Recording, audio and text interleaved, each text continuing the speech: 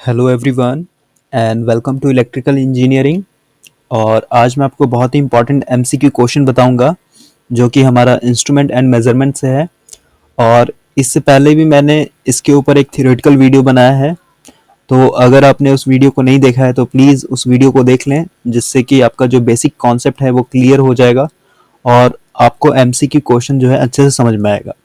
तो यहाँ पे सबसे पहला क्वेश्चन देखते हैं। क्वेश्चन बोल रहा है कि एक हमारा 3 फेज सिस्टम है। ठीक है, तो सबसे पहले यहाँ पे मैं ड्रॉ करता हूँ।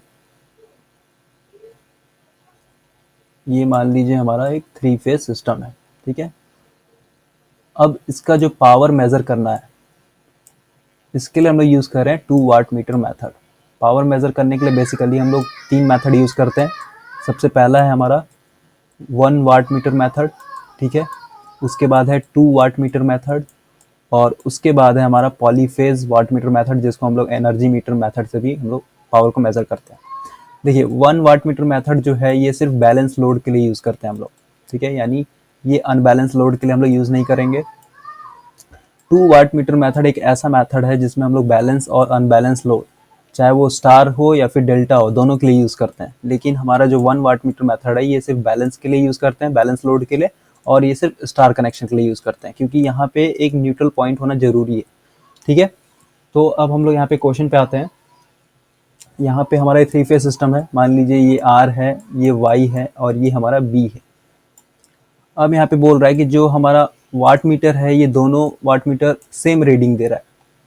कहने का मतलब, अगर W1 हमारा जो है 1000 watt meter, I mean 1000 watt reading दे रहा है, उसके बाद W2 जो है ये भी हमारा 1000 वाट ही दे रहा है, तो इस लोड का पावर फैक्टर क्या होगा। देखिए, इससे पहले वाले वीडियो में मैंने आपको एक रिलेशन बताया था। ये होता है हमारा phi equal to ten inverse into √3 P2 minus P1। यहाँ पे P2 और P1 जो है हमारा W1 या फिर W2, जो भी यहाँ पे W2 भी लिख सकते हैं हम लोग, W2 माइनस W1। तो यहाँ पे मैं P2 माइनस P1 लेके चल रहा हूँ, यानी पावर ऑफ वाट मीटर 1 और पावर ऑफ वाट मीटर 2। ठीक है, तो ये हमारा एक रिलेशन था जिससे कि हम लोग पावर फैक्टर को मेज़र करते हैं। तो यहाँ पे देखिए, हमारा जो P1 है और P2 है, इन दोनों का वाट मीटर क्या है, सेम है। यानी यहाँ पे क्या होगा, 1000 माइनस 1000 डिवाइडेड बाय 2000 होगा यहाँ पे।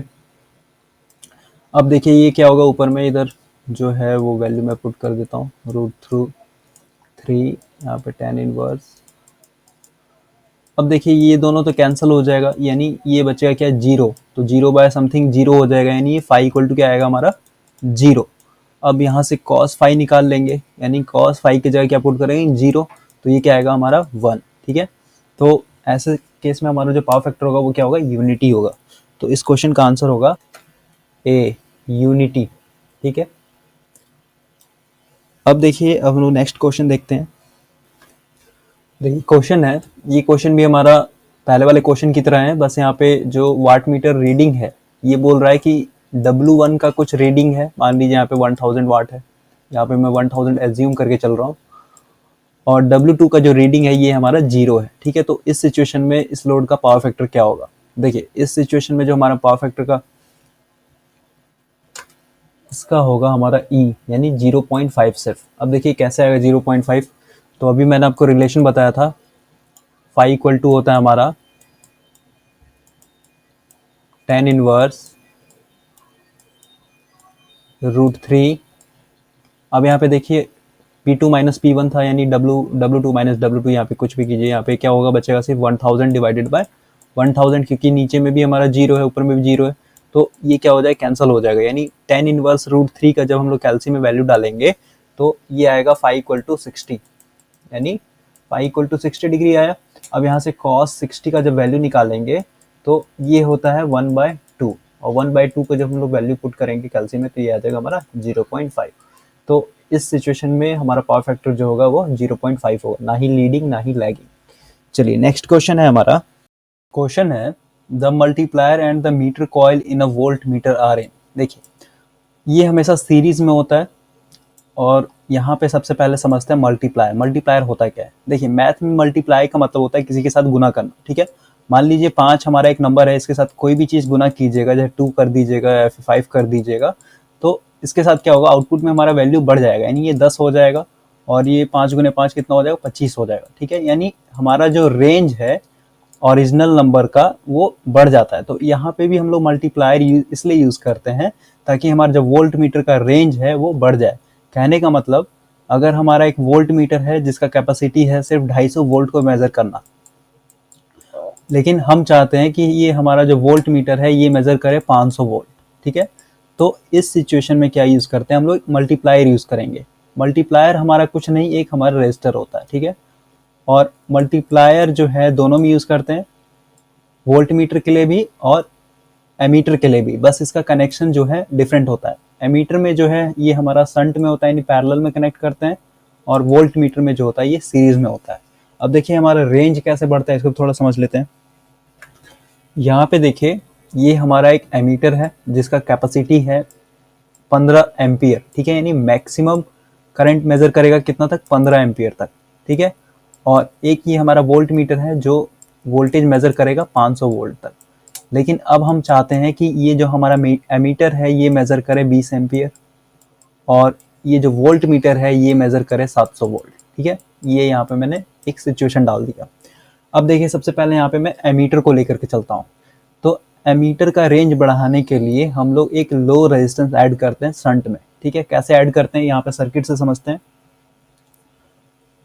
ये मान लीजिए हमारा मीटर है, यानी एमीटर है, और ये हमेशा क्या होता है, सीरीज में होता है कनेक्टेड, आपको पता होगा, ठीक है। और ये है हमारा सोर्स, मान लीजिए यहाँ से हमारा सोर्स जा रहा है, प्लस माइनस। अब देखिए, अभी यहाँ पे ये कितना रेंज मेजर करेगा, 15 एम्पियर। अगर हम लोग यहाँ पे ज़्यादा सप्लाई देंगे, यानी 15 एम्पियर से ज़्यादा इस सर्किट में करंट फ्लो हुआ, तो ये एमीटर क्या हो जाएगा, खराब हो जाए, यानी जल जाएगा। तो इस सिचुएशन में क्या करेंगे हम लोग, एक यहाँ पे शंट रजिस्टर ऐड करेंगे, और ये रजिस्टर कुछ नहीं, हमारा एक मल्टीप्लायर है, ठीक है। और इस रजिस्टर का जो वैल्यू होगा ये हमेशा लो होता है, याद रखिएगा, ऑब्जेक्टिव में यहाँ से पूछता है क्वेश्चन, ठीक है। अब देखिए यहाँ पे रेंज कैसे बढ़ेगा। देखिए यहाँ से मान लीजिए हम लोग ने दिया ऐसा सोर्स दिया जिसका करंट जो है, करंट का वैल्यू है 20 एम्पियर, ठीक है। तो यहाँ पे क्या होगा, यहाँ पे देखिए ये सर्किट जो है, यहाँ पे रेजिस्टेंस लगा हुआ है, लो रेजिस्टेंस लगा हुआ भी, तो ज़्यादा से ज़्यादा करंट जो है यहाँ से फ्लो हो जाएगा, और बाकी जो करंट होगा यहाँ पे आएगा, ठीक है। यानी 15 एम्पियर ये रीडिंग हमारा मीटर दे देगा। उसके बाद फिर जो रेजिस्टेंस लगा हुआ है यहाँ से हम लोग निकाल लेंगे करंट, इसके क्रॉस कितना है। करंट कैसे निकलेगा, आई इक्वल टू क्या होता है, V बटा R होता है, ठीक है। R का जो वैल्यू है, यानी जो रेजिस्टेंस यहाँ पे लगाएंगे उसका वैल्यू तो हम लोग को पता होगा क्योंकि हम लोग लगा रहे हैं, और वोल्टेज यहाँ से जो दे रहे हैं सप्लाई वोल्टेज वो भी हम लोग को मिल जाएगा, ठीक है। तो इस तरह से हम लोग रेंज को इंक्रीज करते हैं किसी भी मीटर का, आई मीन एमीटर का। अब वोल्ट मीटर में देखिए, वोल्ट मीटर में सेम ऐसे ही होता है, बस ये जो रेजिस्टर होगा ये सीरीज में ऐड हो जाएगा, ठीक है। और ये जो रेजिस्टेंस का वैल्यू होगा ये हमेशा हाई होगा, ठीक है। अब इसके क्रॉस हाई रेजिस्टेंस ऐड करने का क्यों है, क्योंकि V equal to I R होता है, यानी रेजिस्टेंस जितना ज़्यादा रखेंगे हाई, उतना ही ज़्यादा यहाँ पे हमारा वोल्टेज होगा, यानी वोल्टेज ड्रॉप होगा, जिस हिसाब से हमारा मीटर जो है सेफ का सेफ रहेगा। देखिए मैं यहाँ पे सर्किट से बता देता हूँ आपको। ये हमारा एक सीरीज में रेजिस्टेंस लग गया, और यहाँ पे है मान लीजिए हमारा वोल्ट मीटर, और यहाँ से देंगे हम लोग सप्लाई, ठीक है। तो इस वोल्ट मीटर का पहले कितना कैपेसिटी था, 500, ये तो 500 का 500 ही रहेगा। लेकिन यहाँ पे जब हम लोग हाई रेजिस्टेंस ऐड करेंगे, यानी R जब हमारा हाई होगा, तो यहाँ पे हमारा वोल्टेज कुछ ड्रॉप हो जाएगा, यानी इसके क्रॉस वोल्टेज मिल जाएगा, और बाकी जो वोल्टेज होगा ये मीटर हम लोग को मेजर करके दे देगा। तो इस तरह से हम लोग किसी भी मीटर का जो है रेंज बढ़ाते हैं, और इसी को बोलते हैं रेंज एक्सटेंशन, ठीक है। चलिए आगे देखते हैं। क्वेश्चन बोल रहा है कि एक हमारा कैपेसिटर है, ठीक है। मान लीजिए ये हमारा एक कैपेसिटर है। अब इसका 2 टर्मिनल होगा, यानी एक पॉजिटिव प्लेट का और एक नेगेटिव प्लेट का, ठीक है। अब बोल रहे हैं इस दोनों टर्मिनल को जो है ओम मीटर का जो लीड है यहाँ से कनेक्ट कर रहे हैं। ये मान लीजिए हमारा एक ओम मीटर है, ठीक है। अब बोल रहा है कि ओम मीटर जो है हमारा स्टार्टिंग में कुछ लो रेजिस्टेंस का वैल्यू दे रहा है, लेकिन एक टाइम के बाद जो है रेजिस्टेंस का वैल्यू बता रहा है इन्फिनिटी। तो इसका मतलब क्या हुआ? तो इसका मतलब हुआ कि हमारा कैपेसिटर जो है वो बिल्कुल सही है। अभी कैसे सही है ये समझते हैं। देखिए, ओम मीटर का दो लीड होता है, ये मान लीजिए हमारा पॉजिटिव लीड है और ये हमारा नेगेटिव लीड है। अब इस लीड से जो है कुछ कांस्टेंट करंट आता है, ठीक है। तो कांस्टेंट करंट कहने का मतलब एक तरह से डीसी करंट। तो डीसी सर्किट में हमारा कैपेसिटर क्या करता है कि एक टाइम के बाद ये ओपन सर्किट तरह बिहेव करता है। तो यहाँ पे भी वही सिचुएशन है कि जैसे ही हम लोग यहाँ से करंट फ्लो किए इनिशियली, तो हमारा कुछ रेजिस्टेंस यहाँ पे शो किया, जिसको यहाँ पे लो में दिखाया गया, ठीक है, क्वेश्चन में। लेकिन कुछ देर के बाद क्या होगा, ये जब कैपेसिटर चार्ज हो जाएगा तो ये हमारा क्या होगा, ओपन हो जाएगा। यानी ये जो सर्किट होगा यहाँ से ये ओपन हो जाएगा। ये मान लीजिए बीच से हमारा ये ओपन हो गया, ठीक है। तो ये ओपन हो गया तो इन दोनों के बीच में क्या होगा, रेजिस्टेंस इन्फिनिटी हो जाएगा। तो इसका मतलब क्या है, कैपेसिटर हमारा बिल्कुल सही है, क्योंकि नॉर्मल केस में कैपेसिटर हमारा कुछ इसी तरह से बिहेव करता है। तो इसका आंसर होगा बी। चलिए नेक्स्ट क्वेश्चन है हमारा। देखिए क्वेश्चन है कि ऑपरेटिंग वोल्टेज ऑफ मेगर कितना होता है? तो ये होता है 100 वोल्ट, ठीक है। ये आपको याद करने का चीज़ है, इसको याद कर लीजिएगा। और मेगर में बेसिकली जो हम लोग सप्लाई देते हैं, ये हम लोग डीसी जनरेटर के थ्रू सप्लाई देते हैं, ठीक है। और जो जनरेटर होता है इसका जो होता है परमानेंट मैग्नेट होता है, ये आपको याद रखना है। यानी मेगर के अंदर जो सप्लाई देंगे वो DC generator with permanent magnet का होता है। चलिए नेक्स्ट क्वेश्चन है हमारा। क्वेश्चन है the disc of an instrument using eddy current damping should be. देखिए सबसे पहले यहाँ पे समझते हैं डैम्पिंग होता क्या है। तो डैम्पिंग एक हमारा टॉर्क होता है, ठीक है, जो वाइब्रेशन को, यानी मान लीजिए ये हमारा एक मीटर है, ठीक है, और ये है हमारा स्केल। तो स्टार्टिंग में क्या होता है कि हमारा ये जो पॉइंटर है ये जीरो पे होगा। ये मान लीजिए यहाँ पे हमारा जीरो है। अब जैसे ही हम लोग यहाँ पे क्या करेंगे, एक डिफ्लेक्टिंग टॉर्क देंगे, तो ये कांटा कुछ यहाँ पे आएगा, कुछ रीडिंग देगा हमारा। तो इस पॉइंट पे क्या होता है, ये वाइब्रेट करता है, यानी कंपन करता है। तो इस कंपन को रोकने के लिए हम लोग यूज करते हैं डैम्पिंग टॉर्क, ठीक है। तो ये सब मैंने वीडियो जो थियोरेटिकल वीडियो है उसमें एक्सप्लेन किया अच्छे से, तो उस वीडियो को देख लीजिएगा, आपको समझ में आ जाएगा। तो यहाँ पे क्वेश्चन बोल रहा है कि ईडी करंट डैम्पिंग यूज करने के लिए जो हम लोग डिस्क यूज करते हैं। देखिए डिस्क किस में होता है, डिस्क बेसिकली हम लोग एनर्जी मीटर में यूज करते हैं। जो ओल्ड जनरेशन में जो हमारा एनर्जी मीटर होता था घरों में, वो आप देखे होंगे, उसमें एक डिस्क घूमते रहता था। देखिए मैं यहाँ पे पिक से दिखाता हूँ आपको। देखिए ये कुछ इस तरह से हमारा एनर्जी मीटर होता था पहले के जनरेशन में, और यहाँ पे जो देख रहे हैं यहाँ पे एरो दिया हुआ, ये हमारा क्या होता था, रोटेट करता था। तो यहाँ पे यही क्वेश्चन पूछा है कि जो डिस्क होता है किस चीज़ से बना होता है। तो ये बना होता है बेसिकली नॉन मैग्नेटिक मटेरियल से, यानी एल्युमिनियम से बना होता है, और ये एक कंडक्टिंग मटेरियल होता है, ठीक है। तो यहाँ पे क्वेश्चन देखते हैं। तो इसका आंसर होगा C, conducting and non magnetic material, ठीक है। अब नॉन मैग्नेटिक मटेरियल हम क्यों रखते हैं, इसको भी समझते हैं। यहाँ पे देखिए ये एनर्जी मीटर का यहाँ पे डायग्राम है। यहाँ पे देखिए जो ब्राउन शेप का ये हमारा क्या है, एल्युमिनियम डिस्क है, ठीक है। एल्युमिनियम डिस्क के आसपास में क्या होता है, हमारा मैग्नेटिक फील्ड होता है। तो मैग्नेटिक फील्ड डिस्टर्बेंस ना हो उसके कारण क्या करते हैं कि हम लोग यहाँ पे नॉन मैग्नेटिक मटेरियल का एक डिस्क यूज करते हैं जो एल्युमिनियम का बना होता है, ठीक है। अब जैसे यहाँ पे समझिए, मान लीजिए इधर आसपास में मैग्नेटिक फील्ड है, ठीक है, इधर दो बीच में मैग्नेट है, और यहाँ पे अगर आप डिस्क रखिएगा, कोई भी जैसे आयरन का बना हुआ डिस्क रखिएगा, तो इसको क्या होगा, घूमने में प्रॉब्लम होगा, क्योंकि ये दोनों मैग्नेट क्या होगा, आपस में अट्रैक्ट करेगा, ठीक है। तो इसके बीच में अट्रैक्शन ना हो, इसलिए हम लोग यहाँ पे जो डिस्क यूज करते हैं ये नॉन मैग्नेटिक मटेरियल का होता है, लेकिन एक कंडक्टिंग मटेरियल का होता है। कंडक्टिंग क्यों होगा, क्योंकि यहाँ पे देखिए ब्रेकिंग टॉर्क के लिए हम लोग यहाँ पे मैग्नेट यूज कर रहे हैं, ठीक है। तो इसलिए हम लोग यहाँ पे कंडक्टिंग डिस्क यूज करते हैं। चलिए नेक्स्ट क्वेश्चन है हमारा। क्वेश्चन है for measuring current at higher frequency we should use. देखिए हाई फ्रीक्वेंसी वाले करंट को मेजर करने के लिए हम लोग बेसिकली यूज करते हैं थर्मोकपल इंस्ट्रूमेंट, ठीक है। और थर्मोकपल जो है एक हमारा प्रिंसिपल है जिसके ऊपर हमारा डिवाइस यूज करता काम करता है। जैसे कि हमारा पीएमएमसी है, ठीक है, ये भी हमारा एक प्रिंसिपल है। मूविंग आयरन इंस्ट्रूमेंट हो गया, मूविंग कॉइल हो गया, सब क्या हमारा एक प्रिंसिपल है।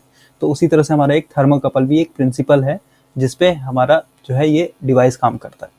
अब देखिए थर्मोकपल किस तरह से काम करता है। इसमें बेसिकली हमारा दो डिफरेंट मेटल होता है। मान लीजिए ये हमारा ए मेटल है और इधर हमारा बी मेटल है, ठीक है। ये दोनों मेटल जो होता है डिफरेंट मटेरियल का बना होता है। अगर यहाँ पे सपोज कर लीजिए एक अगर कॉपर का बना होगा तो इधर दूसरा जो होगा एल्युमिनियम का बना होगा, ठीक है, यानी दोनों मेटल जो होता है डिफरेंट डिफरेंट मटेरियल का होता है। अब देखिए यहाँ पे डायग्राम से समझते हैं। यहाँ पे देखिए जो पहला एलिमेंट है यानी जो पहला मटेरियल है, इसमें हम लोग एक करंट फ्लो करवा रहे हैं आई एम्पियर का, ठीक है। तो आई एम्पियर इस मटेरियल के अंदर करंट फ्लो होगा, तो यहाँ पे आई स्क्वायर आर के कारण क्या होगा, यहाँ पे हीट जनरेट होगा, इसीलिए इस मेटल को बोलते हैं हम लोग हीटर, ठीक है। और इसके जस्ट अपोजिट साइड वाले मटेरियल को बोलते हैं कोल्ड। अब देखें यहाँ पे हमारा क्या एक जंक्शन बना हुआ है, तो इस जंक्शन पे क्या होगा, एक हमारा ईएमएफ इंड्यूस होगा, ठीक है। और ये ईएमएफ कितना ज़्यादा इंड्यूस होगा, यानी इस ईएमएफ का कितना वैल्यू होगा, ये डिपेंड होगा कि यहाँ पे कितना ज़्यादा टेम्परेचर का डिफरेंस है, ठीक है। तो यही है हमारा थर्मोकपल प्रिंसिपल, और इसी बेसिस पे हमारा जो है इंस्ट्रूमेंट काम करता है। और ये जो है यानी थर्मोकपल बेसिकली हम लोग एसी और डीसी दोनों के लिए यूज़ करते हैं, ठीक है, ये आपको याद रखना है। और इसका सबसे ज़्यादा यूज़ होता है हाई करंट हाइयर फ्रीक्वेंसी वाले करंट को मेजर करने के लिए। चलिए आगे देखते हैं। क्वेश्चन है which of the following devices may be use for extending the range of instrument. देखिए यानी किसी भी इंस्ट्रूमेंट का अगर रेंज बढ़ाना हो तो उसके लिए हम लोग क्या क्या यूज़ करते हैं। रेंज बढ़ाने का मतलब मैंने अभी बताया था कि एक हमारा मान लीजिए एमीटर है जिसका कैपेसिटी है 10 एम्पियर का करंट को मेज़र करने के लिए, लेकिन अब हम चाहते हैं कि ये हमारा 20 एम्पियर का करंट मेज़र करे या फिर 25 एम्पियर का करंट मेज़र करे, तो वहाँ पे हम लोग यूज़ करते थे मल्टीप्लायर यानी रेजिस्टेंस, ठीक है। तो यहाँ पे यही बोल रहा है कि किसी भी डिवाइस का रेंज अगर बढ़ाना होगा तो इन पांचों ऑप्शन में से हम लोग कौन कौन सा यूज़ करते हैं, तो इसका आंसर होगा ऑल ऑफ द अबव, ठीक है।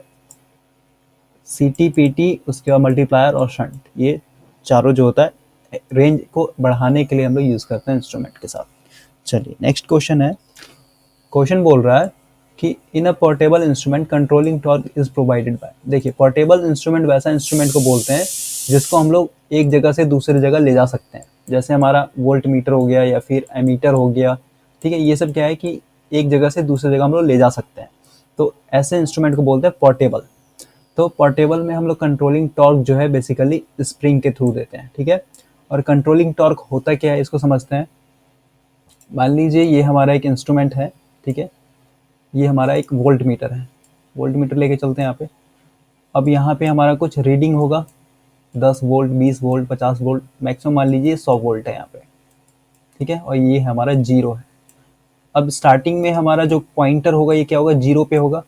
अब जैसे ही इसमें डिफ्लेक्टिंग टॉर्क आएगा, डिफ्लेक्टिंग टॉर्क मतलब इस पॉइंटर को जीरो से फाइनल पोजीशन तक ले जाने के लिए।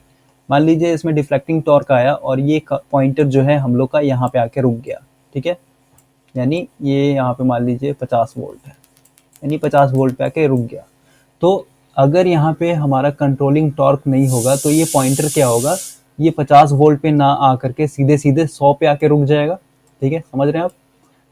तो कंट्रोलिंग टॉर्क जो होता है जस्ट अपोजिट होता है डिफ्लेक्टिंग टॉर्क के, ठीक है। अगर डिफ्लेक्टिंग टॉर्क हमारा इधर जा रहा है तो कंट्रोलिंग टॉर्क जस्ट इसके अपोजिट होगा। ये ग्रीन लाइन जो है हमारा टीडी है यानी डिफ्लेक्टिंग टॉर्क, और ये जो रेड वाला लाइन है ये है हमारा टीसी यानी कंट्रोलिंग टॉर्क, ठीक है। तो ये सब मैंने डिटेल में बताया है थ्योरी वाले वीडियो में, आप प्लीज़ देख लीजिएगा, तभी आपको ये सब समझ में आएगा, नहीं तो ऐसे समझ में नहीं आने वाला। चलिए आगे देखते हैं। क्वेश्चन है डायनामोमीटर जो है कहाँ कहाँ यूज़ कर सकते हैं, तो ये दोनों के लिए यूज़ होता है, बोथ एसी एंड डीसी के लिए। चलिए आगे देखते हैं।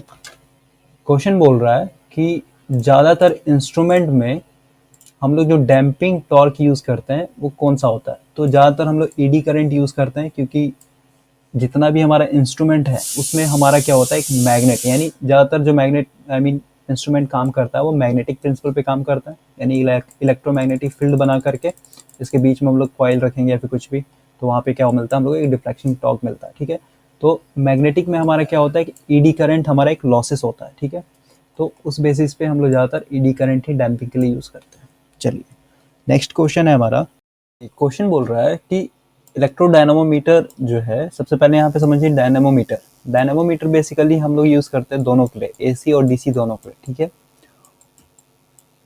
उसके बाद यहाँ पे क्वेश्चन बोल रहा है कि एक हमारा डायनामो टाइप वाट मीटर है, उसका जो मूविंग कॉइल का रेजिस्टेंस होगा वो क्या होगा। तो देखिए मूविंग कॉइल का जो रेजिस्टेंस होता है ये हाई होता है। अब हाई क्यों होता है इसको समझते हैं। यहाँ पे पहले फिगर देखते हैं कि रेजिस्टेंस होता कहाँ पे है। यहाँ पे देखिए ये जो है हमारा ये वाला पार्ट जो है ये हमारा मूविंग कॉइल, ठीक है। और इसके सीरीज में देखिए यहाँ पे रेजिस्टेंस लगा हुआ है, ये वाला रेजिस्टेंस यहाँ पे पूछा है। तो इस रेजिस्टेंस का जो वैल्यू होता है ये होता है हाई। अब इसको हाई क्यों रखते हैं ये समझते हैं। ये देखिए ये जो हमारा मूविंग कॉइल है बहुत ही सेंसिटिव होता है, ठीक है। अब यहाँ पे मान लीजिए टेम्परेचर इंक्रीज या फिर डिक्रीज होगा तो इस कॉइल का जो रेजिस्टेंस है वो भी इंक्रीज और डिक्रीज होगा, जिसके कारण जो हम लोग को यहाँ पे आउटपुट में जो रीडिंग मिलेगा, यानी ये जो मीटर हम लोग को रीडिंग देगा आउटपुट में, तो उस रीडिंग में क्या होगा, डिफरेंस हो जाता है।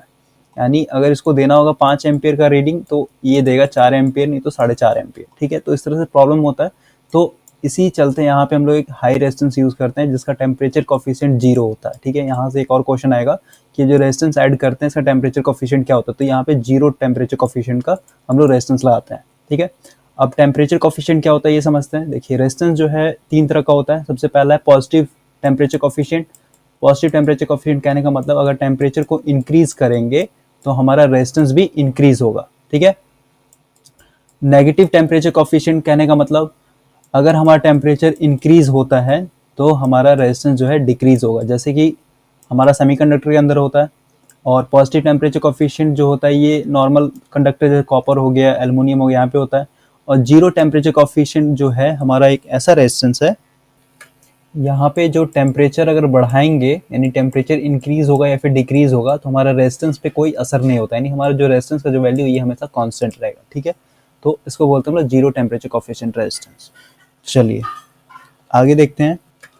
क्वेश्चन है the pressure coil of a watt meter should be connected on the side of the current coil when. देखिए इसका आंसर होगा A, when the load impedance is high.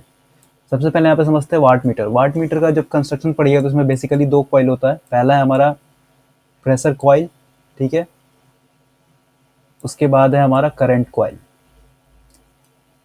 Current coil जो है यहाँ पे मैं आपको फिगर से दिखाता हूँ। ये देखिए यहाँ पे हम लोग का वाट मीटर है। तो करंट कॉइल हमेशा जो होता है सीरीज में होता है लोड के, और प्रेशर कॉइल जो होता है हमारा यहाँ पे देखिए पैरेलली है लोड से कनेक्टेड। तो यहाँ पे क्वेश्चन यही पूछा है कि हमारा जो प्रेशर कॉइल होगा वो सप्लाई साइड के साइड कब होगा कनेक्टेड, ठीक है। तो जब हमारा लोड इम्पिडेंस हाई होगा। बेसिकली इसका जो कनेक्शन होता है ये हमेशा कांस्टेंट ही होता है, इसी तरह से होता है, इसमें कोई चेंजिंग नहीं करते हम लोग। बस ये क्वेश्चन थोड़ा सा यहाँ पे कन्फ्यूजिंग के लिए दिया हुआ था। तो उसका आंसर हो जाएगा हमारा A, when the load impedance is high. चलिए आगे देखते हैं।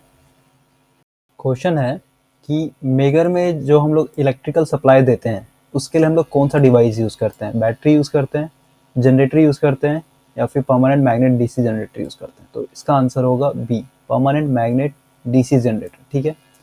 और मेगर जो है बेसिकली हम लोग इंसुलेशन रेजिस्टेंस को मेज़र करने के लिए यूज़ करते हैं। तो ये सब आपको याद रखना है। चलिए आगे देखते हैं। क्वेश्चन है एन एमीटर इज अ। देखिए एमीटर जो है हमारा सेकेंडरी इंस्ट्रूमेंट है, और इंस्ट्रूमेंट जो है बेसिकली 2 पार्ट में डिवाइड किया गया है। सबसे पहला है हमारा एब्सोल्यूट इंस्ट्रूमेंट और दूसरा है हमारा सेकेंडरी इंस्ट्रूमेंट, ठीक है। एब्सोल्यूट इंस्ट्रूमेंट जो होता है ये हम लोग यूज़ करते हैं लेबोरेटरी ये सब में, ठीक है, यानी लैब ये सब में यूज़ करते हैं। और जो सेकेंडरी इंस्ट्रूमेंट होता है इसके अंदर हमारा आता है एमीटर हो गया, वोल्ट मीटर हो गया, वाट मीटर हो गया, ये सब जितना भी है ये सब हमारा सेकेंडरी मीटर है, ठीक है, यानी सेकेंडरी इंस्ट्रूमेंट मीटर है। तो इसका आंसर होगा ए। चलिए नेक्स्ट क्वेश्चन देखते हैं। यहाँ पे और भी ऑप्शन देखते हैं। देखिए इंटीग्रेटिंग इंस्ट्रूमेंट है। इंटीग्रेटिंग इंस्ट्रूमेंट मैंने बताया था, इसका एग्जांपल जो होगा हमारा एनर्जी मीटर होगा जो हम लोग के घर में ही होता है। और इंटीग्रेटिंग का मतलब होता है ऐड करना, यानी ये हर एक दिन का जो रीडिंग होगा उसको ऐड करते रहता है और एक पर्टिकुलर टाइम में इसको दिखाता है। अब देखिए recording instrument. Recording instrument basically ये है हम लोग का रिकॉर्ड भी करता है प्लस इंटीग्रेट भी करता है, जैसे कि हमारा ईसीजी, ठीक है, यानी इलेक्ट्रोकार्डियोग्राम, जिसके थ्रू हम लोग हार्ट बीट का जो होता है आउटपुट जो हम लोग देखते हैं ग्राफ में या फिर मूवी ऐसे में जो मॉनिटर में दिखाता है, ये तो एक तरह से क्या होता है ग्राफ भी दिखाता है और रिकॉर्ड भी करता है इसको, ठीक है। एब्सोल्यूट इंस्ट्रूमेंट मैंने बताया ये बेसिकली हम लोग लैब ऐसे में यूज़ करते हैं। चलिए नेक्स्ट क्वेश्चन देखते हैं। क्वेश्चन है for handling greater currents induction watt meter are used in conjunction with. देखिए इंडक्शन वाट मीटर है, तो यहाँ से सबसे पहले समझते हैं इंडक्शन जहाँ पे होगा, इंडक्शन वहाँ सिर्फ एसी के लिए यूज़ करते हैं, ठीक है, यानी ये डीसी सर्किट में यूज़ नहीं होता है। तो इंडक्शन वाट मीटर है, तो ये बेसिकली एसी सर्किट के लिए यूज़ करेंगे हम लोग। अब बोल रहा है कि अगर हम लोग को हैंडलिंग करंट से ऊपर का करंट मेज़र करना है, कहने का मतलब जैसे कोई भी मीटर है, जैसे मान लीजिए एक हमारा एमीटर है, तो एमीटर का क्या होगा, एक मैक्सिमम लिमिट होगा कि ये 10 एम्पियर से ज़्यादा या फिर 20 एम्पियर से ज़्यादा करंट को मेज़र नहीं कर सकता है। तो उससे ज़्यादा मेज़र करवाने के लिए हम लोग क्या करते हैं, रेंज एक्सटेंशन पढ़ते हैं, यानी उसका रेंज इंक्रीज करते हैं with the help of using resistance. तो यहाँ पे भी यही क्वेश्चन बोल रहा है कि एक हमारा इंडक्शन वाट मीटर है जिसको करंट मेज़र करना है, लेकिन उसके कैपेसिटी से एबव, कहने का मतलब ये अगर मान लीजिए 50 एम्पियर का करंट मेज़र करेगा, यानी इसका कैपेसिटी है 50 एम्पियर का करंट मेज़र करने के लिए, तो हम लोग इससे करंट मेज़र करवा रहे हैं 60 एम्पियर, नहीं तो 70, नहीं तो 100 एम्पियर। तो इस सिचुएशन में हम लोग इंडक्शन वाट मीटर के साथ एक और क्या चीज़ ऐड करेंगे, तो इसके साथ ऐड करेंगे हम लोग सीटी, यानी करंट ट्रांसफार्मर। और करंट ट्रांसफार्मर बेसिकली हम लोग करंट को मेज़र करने के लिए यूज़ करते हैं, ठीक है, यानी सीटी का वहाँ पे यूज़ होता है जहाँ पे एमीटर या फिर वोल्ट मीटर जो है मेज़र नहीं कर पाता। ये बेसिकली हाई करंट या फिर ये पोटेंशियल डिफरेंस जो है, पोटेंशियल ट्रांसफार्मर जो है, ये हाई वोल्टेज को मेज़र करने के लिए यूज़ करते हैं, ठीक है। तो ज़्यादा लार्ज अमाउंट ऑफ करंट को मेज़र करना होता है तो वहाँ पे हम लोग यूज़ करते हैं सीटी, और लार्ज अमाउंट ऑफ वोल्टेज को मेज़र करना होगा तो वहाँ पे यूज़ करते हैं हम लोग पीटी, यानी पोटेंशियल ट्रांसफार्मर, ठीक है। तो इसका आंसर हो जाएगा हमारा बी, करंट ट्रांसफार्मर यूज़ करेंगे इसके साथ में। चलिए नेक्स्ट क्वेश्चन है हमारा। क्वेश्चन है according to the application instrument are classified. देखिए इंस्ट्रूमेंट बेसिकली हमारा दो तरह का होता है, पहला है स्विच बोर्ड और दूसरा है पोर्टेबल। स्विच बोर्ड कहने का मतलब वैसा इंस्ट्रूमेंट जो हम लोग सिर्फ बोर्ड के अंदर इंस्टॉल कर सकते हैं। मान लीजिए हमारा बोर्ड है, जैसे घरों में होता है पीवीसी बोर्ड होता है, यानी जो प्लाई का होता है बना हुआ, और इसके ऊपर क्या करते हैं, इंस्ट्रूमेंट जो है जितना भी हमारा इंस्ट्रूमेंट है इसके अंदर इंस्टॉल करते हैं, ये परमानेंटली फिक्स्ड हो गया। जैसे हम लोग का मोटर का स्टार्टर हो गया या फिर जो भी हम लोग घर में यूज़ करते हैं एमसीबी, ये सब जो भी है वो क्या हो गया, स्विच बोर्ड इंस्ट्रूमेंट है हमारा, ठीक है। और एक हुआ पोर्टेबल। पोर्टेबल का मतलब हुआ हम लोग कहीं पे भी इसको ले जा सकते हैं, ठीक है, तो उसको बोलते हैं पोर्टेबल डिवाइस। तो इंस्ट्रूमेंट हमारा बेसिकली दोनों होता है, तो इसका आंसर हो जाएगा सी, बोथ ए एंड बी। और ये जो टॉपिक है बहुत ही ये घुमा फिरा हुआ टॉपिक है, इससे क्वेश्चन भी बहुत ही ज़्यादा उल्टा पुल्टा पूछा गया है, इसमें कुछ है नहीं वैसा कॉन्सेप्ट वाला, फिर भी मैं बना रहा हूँ वीडियो क्योंकि आप ही लोग ने कहा था कि इंस्ट्रूमेंट पे बनाइए। चलिए नेक्स्ट क्वेश्चन देखते हैं। क्वेश्चन बोल रहा है कि डिवाइस के अंदर ऑसिलेशन यानी कंपन को हटाने के लिए हम लोग इन चारों ऑप्शन में से कौन सा टॉर्क यूज़ करते हैं। तो कंपन को हटाने के लिए बेसिकली हम लोग यूज़ करते हैं डैम्पिंग, ठीक है। और डैम्पिंग टॉर्क जैसे ही लगता है वैसे ही हमारा जो है रिस्पॉन्स जो होता है मीटर का वो बहुत ही हाई, मतलब फास्ट हो जाता है, यानी वो तुरंत दे देता है। यहाँ पे मैं समझा देता हूँ आपको। ये मान लीजिए हमारा एक डिवाइस है और ये है डिवाइस का स्केल। अब यहाँ पे देखिए, यहाँ पे कुछ रीडिंग रहता है 5, 10, 15 कुछ भी हो। यहाँ से मैं मैक्सिमम लेके चलता हूँ 10 एम्पियर, ठीक है। और ये है हमारा यहाँ पे 0। तो स्टार्टिंग में पॉइंटर क्या होगा, यहाँ पे होगा 0 पे होगा। अब जैसे इसमें डिफ्लेक्शन होगा तो हमारा कुछ यहाँ पे रीडिंग देगा। मान लीजिए हमारा डिफ्लेक्शन हुआ तो ये कांटा जो है 5 एम्पियर के पास आके रुका। तो यहाँ पे अगर हमारा डैम्पिंग टॉर्क नहीं होगा तो ये जो कांटा है यहाँ पे क्या करेगा, वाइब्रेट करेगा, यहाँ पे आके कंपन करेगा, यानी आगे पीछे होते रहेगा। तो इस सिचुएशन में क्या होगा, हमारा जो रीडिंग मिलेगा मीटर से वो बहुत ही, इसका जो रिस्पॉन्स हो बहुत ही स्लो होगा, क्योंकि जब तक हमारा ये कांटा एक पॉइंट पे आके रुकेगा नहीं तब तक हम लोग यहाँ से रीडिंग नहीं ले सकते हैं। तो इस सिचुएशन को हटाने के लिए हम लोग एक डैम्पिंग टॉर्क यूज़ करते हैं जो कि इस पॉइंटर को एकदम एग्जैक्ट वैल्यू पे जाके रोक देता है, ठीक है। तो इसलिए इसको बोलते हैं डैम्पिंग टॉर्क। और डैम्पिंग का मतलब होता है किसी भी चीज़ को ख़त्म कर देना। चलिए नेक्स्ट क्वेश्चन देखते हैं। क्वेश्चन है अ direct current can be measured by. देखिए तो यहाँ पे आया है ऑप्शन में पोटेंशियोमीटर। तो पोटेंशियोमीटर पहले समझते हैं होता क्या है।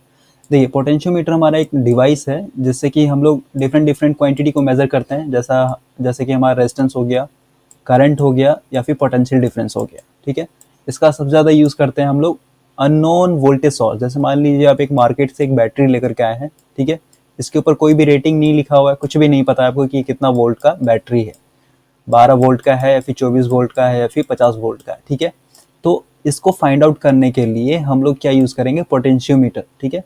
पोटेंशियोमीटर बेसिकली हम लोग एक नोन वोल्टेज सोर्स को रखते हैं और एक अननोन वोल्टेज सोर्स के साथ कंपेयर करके इसका जो वोल्टेज होता है इसको हम लोग मेजर करते हैं, ठीक है। उसी तरह से हमारा रेजिस्टेंस मेजर होता है, करंट मेजर होता है। तो यहाँ पे क्वेश्चन पूछा है कि डीसी करंट अगर मेजर करना होगा पोटेंशियोमीटर के थ्रू, तो हम लोग इन चारों ऑप्शन में से कौन सा ऑप्शन चूज करेंगे। तो इसका ऑप्शन होगा हमारा बी, ठीक है। यानी अगर डीसी करंट को मेजर करना होगा तो हम लोग साथ में एक स्टैंडर्ड रेजिस्टेंस को ऐड करेंगे। स्टैंडर्ड रेजिस्टेंस कहने का मतलब एक वैसा रेजिस्टेंस जिसका वैल्यू हम लोग को पता होगा, यानी 10 ओम होगा या फिर 20 ओम होगा, जो भी होगा, लेकिन इसका वैल्यू हम लोग को पता होगा, ठीक है। अब पोटेंशियोमीटर हमारा बेसिकली दो तरह का होता है, एक एसी पोटेंशियोमीटर और डीसी पोटेंशियोमीटर, ठीक है। तो ये कुछ यहाँ पे बेसिक था डीसी पोटेंशियोमीटर के बारे में। चलिए आगे देखते हैं। क्वेश्चन है which of the following integrating instrument. देखिए इंटीग्रेटिंग का मतलब होता है एडिशन, ठीक है, यानी ऐड करना। तो इसमें से हमारा होगा आंसर डी, एम्पियर आवर और वाट आवर मीटर, ठीक है। इसको हम लोग एनर्जी मीटर भी बोलते हैं। एनर्जी मीटर बेसिकली अभी मैंने जो फिगर दिखाया था आपको, वो हम लोग के घरों में यूज होता है। और वो क्या करता है, हर दिन का जो एनर्जी हम लोग यूज करते हैं, मान लीजिए आज का उठा 1 किलो वाट आवर, ठीक है, कल का उठा 1 किलो वाट आवर, परसों का भी 1 किलो वाट। ये क्या करता है, इन सारे यूनिट को ऐड करते रहता है, ठीक है, 1 2 3 4 5 6, यानी धीरे धीरे ये ऐड करते रहता है। और फिर लास्ट में हम लोग को जब भी देखना होता है कि इस मंथ का कितना यूनिट उठा है हमारा, तो वहां से हम लोग का एनर्जी मीटर जो है रीडिंग देता है। तो इंटीग्रेटिंग का मतलब होता है एडिशन, और एडिशन हमारा कौन सा मीटर करता है, तो इसका आंसर होगा डी, एम्पियर आवर और वाट आवर मीटर। चलिए नेक्स्ट क्वेश्चन है हमारा। यहाँ पे और भी ऑप्शन देखते हैं। देखिए एमीटर है, वोल्ट मीटर है, तो ये सब क्या है, ये हमारा है इंडिकेटिंग इंस्ट्रूमेंट, ठीक है, इंडिकेट करता है। इंडिकेट करने का मतलब मान लीजिए ये हमारा एक एमीटर है, ठीक है, यहाँ पे स्केल में लिखा रहता है 5 10 15 जो भी है। तो यहाँ से हमारा पॉइंटर क्या होता है, जब हम लोग यहाँ से डिफ्लेक्टिंग टॉर्क देते हैं तो हमारा पॉइंटर जो है यहाँ से एक एक इंस्टेंट टाइम पे हमारा यहाँ से रीडिंग देता है, ठीक है, 5 है 10 है 20 है, इसलिए इसको हम लोग बोलते हैं इंडिकेटिंग इंस्ट्रूमेंट, ठीक है। चलिए आगे देखते हैं। क्वेश्चन है which of the following is the essential part of a motor meter. देखिए एक ऐसा मीटर है जो कि हमारा मोटर से चल रहा है, ठीक है, यानी उसमें जो डिफ्लेक्टिंग टॉर्क मिलेगा, उसके बाद rotating I mean controlling torque मिलेगा, उसके बाद हमारा जो डैम्पिंग टॉर्क मिलेगा, वो कहाँ से मिलेगा, मोटर के थ्रू मिलेगा। तो इन चारों ऑप्शन में से मोटर मीटर के लिए कौन सा इंपॉर्टेंट है, तो इसमें ऑल ऑफ द एबव हो जाएगा, ठीक है, यानी इन चारों ऑप्शन में से पूरा का पूरा होना चाहिए। चलिए नेक्स्ट क्वेश्चन देखते हैं।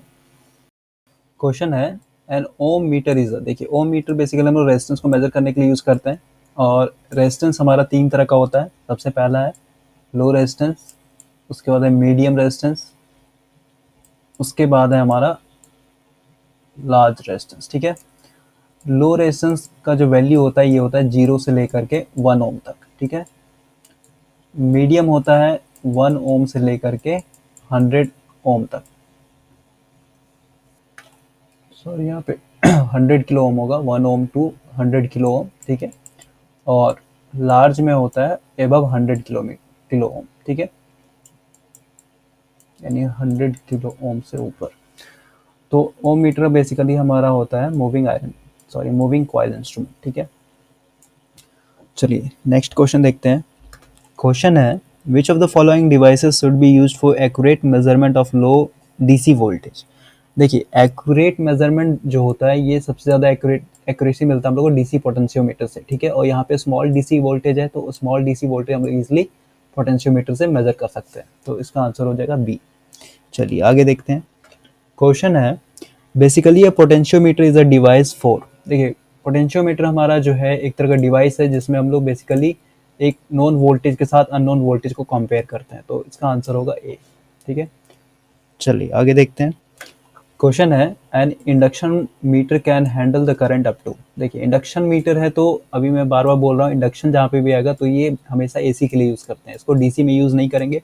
डीसी में क्यों नहीं यूज़ करेंगे, क्योंकि इंडक्शन एक प्रिंसिपल है जिसमें हमारा E इक्वल टू यानी EMF इक्वल टू होता है N D phi by D T, ठीक है, यानी rate of change of flux जो है हमारे यहाँ पे चेंज नहीं करता है डीसी के लिए, इसलिए हम लोग इसको डीसी में यूज़ नहीं कर सकते हैं, सिर्फ एसी के लिए एप्लीकेबल होता है। और इंडक्शन मीटर जो है ये 100 एम्पियर तक का करंट को ये हैंडल कर सकता है, तो ये आपको याद करना है। चलिए नेक्स्ट क्वेश्चन देखते हैं। क्वेश्चन बोल रहा है कि एक हमारा इंडिकेटिंग इंस्ट्रूमेंट है और इन चारों ऑप्शन में से कौन सा इनमें से सबसे ज़्यादा इंपॉर्टेंट है, यानी इसेंशियल फीचर है। तो इंडिकेटिंग इंस्ट्रूमेंट में जो होता है डिफ्लेक्टिंग टॉर्क भी होता है, कंट्रोलिंग भी हमारा इंपॉर्टेंट है, डैम्पिंग भी हमारा इंपॉर्टेंट है। तो इसमें हो जाएगा हमारा ऑल ऑफ द अबव। और ये अभी बेसिक एमसीक्यू क्वेश्चन मैं बता रहा हूँ। इसके बाद जो पार्ट 2 अपलोड करूँगा मैं, उसमें हम लोग अब काफ़ी डिटेल में मैं जाऊँगा। अभी यहाँ से स्टार्टिंग कर रहा हूँ ताकि और सब जितने भी बच्चे हैं अगर इन लोग को ये सब समझ में नहीं आता तो उन्हीं के लिए स्पेशल मैं बना रहा हूँ। चलिए आगे देखते हैं। क्वेश्चन है to measure an AC voltage by using an AC potentiometer, it is desirable that the supply for the potentiometer is taken from। देखिए अभी मैंने बताया कि पोटेंशियोमीटर हमारा दो तरह का होता है, एक डीसी होता है और एक एसी होता है, ठीक है। तो यहाँ पे हम लोग एसी वोल्टेज मेजर कर रहे हैं तो हम लोग एसी पोटेंशियोमीटर यूज करेंगे। तो यहाँ पे बोल रहा है कि इस पोटेंशियोमीटर को वर्क करने के लिए हम लोग को एक सप्लाई देना पड़ेगा। तो ये जो सप्लाई लेंगे पोटेंशियोमीटर के लिए, ये कहाँ से लेंगे, तो ये हमेशा लेते हैं from the same source of unknown voltage source. यानी मान लीजिए ये आपका एक वोल्टेज सोर्स है, ठीक है, और इसका जो रेटिंग है ये आपको नहीं पता है, ये 200 वोल्ट है या 400 वोल्ट है या 500 वोल्ट है, इसका आपको नहीं पता है। तो पोटेंशियोमीटर के लिए जो सप्लाई लेंगे हम लोग सप्लाई यहीं से लेते हैं। क्यों? क्योंकि यहाँ पे पोटेंशियोमीटर का काम ही है कि हम लोग एक नॉन वोल्टेज को अननोन वोल्टेज के साथ कंपेयर करते हैं, ठीक है। तो ये आपको याद रखना है कि जो हम लोग सप्लाई देते हैं पोटेंशियोमीटर के अंदर वो अननोन वोल्टेज सोर्स से देते हैं। चलिए नेक्स्ट क्वेश्चन है हमारा। क्वेश्चन है it is required to measure the true open circuit EMF of a battery, the best devices. देखिए मान लीजिए ये हमारा एक बैटरी है, ठीक है, ये पॉजिटिव लीड हुआ और ये नेगेटिव लीड हुआ। अब यहाँ से दो पिन निकलेगा, ठीक है। अब यहाँ पे हम लोग कोई लोड नहीं लगा रहे हैं, यानी ये ओपन सर्किट है। तो इस ओपन सर्किट पे जो वोल्टेज होगा, यानी एक्यूरेट वोल्टेज को मेजर करना होगा, तो इन तीनों ऑप्शन में से हम लोग कौन सा ऑप्शन यूज करेंगे, तो ये होगा हमारा डीसी पोटेंशियोमीटर। क्योंकि डीसी पोटेंशियोमीटर हम लोग को बहुत ही एक्यूरेट वोल्टेज या फिर हमारा करंट हो या फिर रेजिस्टेंस हो उसका मेजरिंग देता है, ठीक है। तो इसमें डीसी पोटेंशियोमीटर होगा। चलिए नेक्स्ट क्वेश्चन है हमारा। क्वेश्चन है in a megger controlling torque is provided by. देखिए मेगर के अंदर हम लोग कंट्रोलिंग टॉर्क जो है कॉइल के थ्रू देते हैं, ठीक है। अभी कंट्रोलिंग टॉर्क कॉइल के थ्रू कैसे मिलता है हम लोग को, ये देखिए इस तरह से हमारा ये कुछ लपेटा हुआ रहता है कॉइल, ठीक है, और यहाँ पे होता है हमारा पॉइंटर, ठीक है। ये एनालॉग मेगर के बारे में बता रहा हूँ मैं। डिजिटल में ऐसा कुछ नहीं होता है, डिजिटल हमारा अलग ही टॉपिक हो गया वो। चलिए आगे देखते हैं। क्वेश्चन है for measurement of high voltage capacitor the suitable bridges. देखिए हाई वोल्टेज कैपेसिटर को मेजर करने के लिए हम लोग यूज करते हैं शेयरिंग ब्रिज, ठीक है। और भी यहाँ पे वेन ब्रिज है, मॉडिफाइड ब्रिज है, ये सब जो भी ब्रिज है ये हम लोग कैपेसिटर को मेजर करने के लिए यूज करते हैं। उसके बाद यहाँ पे देखते हैं थोड़ा इंडक्टेंस के लिए हम लोग यूज करते हैं। सबसे पहला है हमारा एंडरसन ब्रिज, ठीक है। एंडरसन ब्रिज बेसिकली हम लोग यूज करते हैं लो के लिए, ठीक है, यानी लो इंडक्टेंस को मेजर करने के लिए। उसके बाद आता है हमारा मैक्सवेल। मैक्सवेल एम से हो जाएगा हमारा मीडियम, ठीक है। इसको याद करने का तरीका है, यहाँ पे एम लिखा हुआ है तो एम से हो जाएगा मीडियम इंडक्टेंस को मेजर करने के लिए हम लोग यूज करेंगे मैक्सवेल, ठीक है। उसके बाद है हमारा हेज। देखिए एच से हो गया हमारा हैवी, ठीक है, यानी जो भी हाई इंडक्टेंस को मेजर करना होगा उसके लिए यूज करते हैं हम लोग हेज। उसके बाद लास्ट है हमारा ओवन ब्रिज, ठीक है। ओवन ब्रिज जो होता है इंक्रीमेंटल इंडक्टेंस को मेजर करने के लिए यूज करता है। उसका रेजिस्टेंस आपको पता होगा, रेजिस्टेंस भी हमारा लो है, मीडियम है और हाई है। लो के लिए यूज करते हैं हम लोग DC potentio bridge method, medium के लिए व्हीटस्टोन हो गया, उसके बाद हाई के लिए हो गया हमारा लॉस ऑफ चार्ज मेथड। उसके बाद फिर इधर कैपेसिटर मैंने बता दिया। उसके बाद फिर म्यूचुअल इंडक्टेंस को मेजर करने के हम लोग दो मेथड यूज करते हैं। सबसे पहला है हमारा हैवी साइड ब्रिज, उसके बाद है हमारा Heaviside Campbell equal ratio bridge, ठीक है। तो इस तरह से हम लोग मेजर करते हैं, डिफरेंट टाइप्स हैं यहाँ पे। चलिए आगे देखते हैं। देखिए क्वेश्चन है कि पोटेंशियोमीटर से अगर हम लोग को रेजिस्टेंस को मेजर करना होगा तो क्या पोटेंशियोमीटर का स्टैंडर्डाइज करना जरूरी है, तो ये हमारा जरूरी नहीं होता है। तो इसका आंसर होगा बी, ठीक है। रेजिस्टेंस को जब हम लोग मेजर करते हैं पोटेंशियोमीटर के मदद से तो वहाँ पे हम लोग को स्टैंडर्डाइज करना जरूरी नहीं होता है, तो ये आपको ध्यान रखना है। चलिए नेक्स्ट क्वेश्चन है Murray loop test can be used for the location of. देखिए मरी लूप टेस्ट बेसिकली हम लोग यूज़ करते हैं अंडरग्राउंड केबल का जो इंसुलेशन होता है। अगर मान लीजिए ये हमारा वायर है, यहाँ पे बीच में हमारा इंसुलेशन जो है फेल हो गया, यानी ये वायर जो है हमारा ग्राउंड से टच हो रहा है, तो एक तरह से ये फॉल्ट है। तो इस फॉल्ट को पता करने के लिए, यानी फाइंड आउट करने के लिए हम लोग एक टेस्ट करते हैं जिसको बोलते हैं मूरेट लूप टेस्ट, ठीक है। और ये फाइंड आउट करता है both the ground fault and the short circuit fault. तो इसका आंसर होगा सी। चलिए नेक्स्ट क्वेश्चन है which of the following instrument indicates the instantaneous value of the electrical quantity being measured at the time at which it is being measured। देखिए instantly यानी time to time जो है हम लोग का एक कोई वैल्यू देगा, तो वैसे इंस्ट्रूमेंट को हम लोग क्या बोलते हैं, तो वैसे इंस्ट्रूमेंट क्या बोलते हैं हम लोग, इंडिकेटिंग इंस्ट्रूमेंट। तो इसका आंसर होगा बी, ठीक है। और ये जो मेजरिंग इंस्ट्रूमेंट है ये बहुत ही बोरिंग टॉपिक लग रहा है मुझे, क्योंकि मुझे खुद आपको समझाने में मज़ा नहीं आ रहा है। और इसमें जितना भी क्वेश्चन है इसमें लगभग 300 क्वेश्चन है, और 300 क्वेश्चन जो है पूरा थ्योरी बेस है, ठीक है। तो हो सकता है कि मैं फ्यूचर में अगर मेरा मन होगा तो मैं बना भी सकता हूँ, नहीं भी बना सकता हूँ। तो प्लीज़ इसके लिए आप वेट नहीं कीजिएगा। यहाँ पे वैसा कुछ नहीं है, कॉन्सेप्चुअल कुछ भी टॉपिक नहीं है यहाँ पे। सारा का सारा जो है अगर आप जब तक पढ़िएगा नहीं सिलेबस तब तक आपको समझ में नहीं आएगा, ठीक है। तो ये समझिए एक तरह से लास्ट ही वीडियो होगा इंस्ट्रूमेंट एंड मेजरमेंट का। क्वेश्चन है a moving coil permanent magnet instrument can be used as dash by using a low resistance shunt. देखिए जब हम लोग लो रेजिस्टेंस शंट जब यूज़ करते हैं यहाँ पे, तो ये बेसिकली यूज़ होता है एमीटर के लिए। तो इसके लिए यूज़ करेंगे हम एमीटर, ठीक है। यानी अगर हम लोग मूविंग कॉइल परमानेंट मैग्नेट में एक शंट रेजिस्टेंस यूज़ करते हैं और इस रेजिस्टेंस का वैल्यू अगर लो होगा तो ये हमारा बन जाएगा एमीटर, ठीक है। चलिए नेक्स्ट क्वेश्चन देखते हैं। क्वेश्चन है a potentiometer is used to measure. देखिए पोटेंशियोमीटर बेसिकली इसमें सारा हो जाएगा, ऑल ऑफ द अबव होगा, ठीक है। Measurement of resistance, current, ammeter, volt meter सब होता है इसमें। चलिए नेक्स्ट क्वेश्चन देखते हैं। क्वेश्चन है the scale of rectifier instrument is. देखिए रेक्टिफायर इंस्ट्रूमेंट का जो स्केल होता है ये लीनियर होता है, ठीक है। और ये काम करता है रेक्टिफिकेशन पे। ये मान लीजिए हमारा करंट है और ये V वोल्टेज है, तो यहाँ से जो ग्राफ बनेगा ये लीनियर जाता है, ठीक है। तो ये आपको याद रखना है। और एक और हमारा डिवाइस है PMMC, ठीक है। ये एक ऐसा इंस्ट्रूमेंट है, इसका भी स्केल हमारा क्या होता है, लीनियर होता है, क्योंकि इसमें हमारा थीटा जो होता है डायरेक्टली प्रोपोर्शनल I के, ठीक है। चलिए नेक्स्ट क्वेश्चन देखते हैं।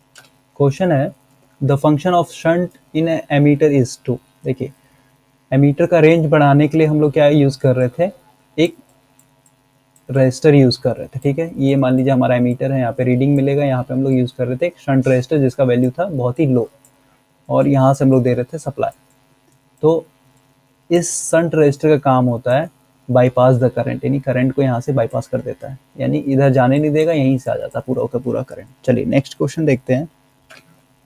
अब लास्ट क्वेश्चन है हमारा moving iron instrument can be used for. देखिए मूविंग आयरन इंस्ट्रूमेंट हम लोग बेसिकली दोनों के लिए यूज़ करते हैं, AC और DC। तो ये था इंस्ट्रूमेंट एंड मेजरमेंट के ऊपर MCQ क्वेश्चन, और इसमें जो भी कॉन्सेप्चुअल पार्ट था वो उसके लिए मैंने थ्योरेटिकल वीडियो में बता दिया आपको। प्लीज़ आप उस वीडियो को देख लें।